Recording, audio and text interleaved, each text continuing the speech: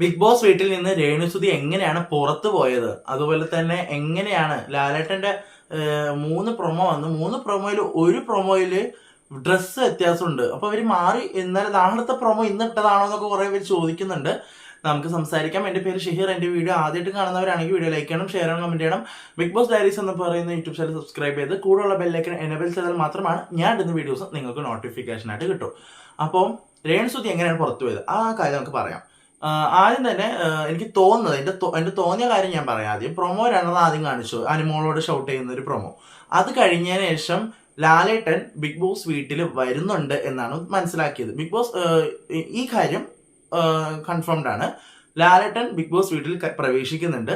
ആ പ്രവേശിച്ചതിന് ശേഷം രേണുസുതി പറയുന്നുണ്ട്, എന്താണ്, എനിക്ക് ഇവിടെ നിൽക്കാൻ കഴിയില്ല എന്ന് പറയുന്നു. അങ്ങനെ ലാലേട്ടന്റെ കൂടെ രേണുസുതിയും പോകുന്നുണ്ട്. അപ്പോൾ ലാലേട്ടൻ രേണുസുതിനെ കൊണ്ടുപോകുന്നുണ്ട്. കാരണം രേണുസുതിക്ക് ആ ഷോയിൽ കണ്ടിന്യൂ ചെയ്യാൻ പറ്റില്ല, ഒന്ന് ക്വിറ്റ് ചെയ്യണം എന്ന് പറയുന്നുണ്ട്. അപ്പൊ രേണുസുതി ക്വിറ്റ് ചെയ്തു. പക്ഷേ ഞാൻ പറഞ്ഞത് രേണുസുതി ക്വിറ്റ് ചെയ്യണ്ടായിരുന്നു. രേണുസുതി ഇപ്പൊ എനിക്ക് തോന്നിയിട്ടുള്ള കാര്യം, രേണുസുതി എന്ന് പറയുന്ന ഒരാള് ആ വീട്ടിൽ ഉണ്ടായിരുന്ന ഒരു ടൈം ഉണ്ടായിരുന്നു, നല്ല പീക്കിൽ നിന്നൊരു ടൈം, നല്ല ആക്റ്റീവായിട്ട് നിന്നൊരു ടൈം. അതേപോലത്തെ രേണുസുതിയാണ് വീണ്ടും കണ്ടിന്യൂ ആയിട്ട് കളിച്ചു പോയിരുന്നെങ്കിൽ രേണുസുതി ടോപ്പ് 5 എത്തിയേനെ. പക്ഷെ എന്ത് ചെയ്യാനാ, രേണുസുതിക്ക് എവിടെയോ ഒന്ന് അടിപതറി തോന്നി. എനിക്ക് തോന്നുന്നു നമ്മളുടെ ശാരിക പോയതുകൊണ്ടാണോ എന്നൊക്കെ ഒരു ഡൗട്ട് ഉണ്ട്.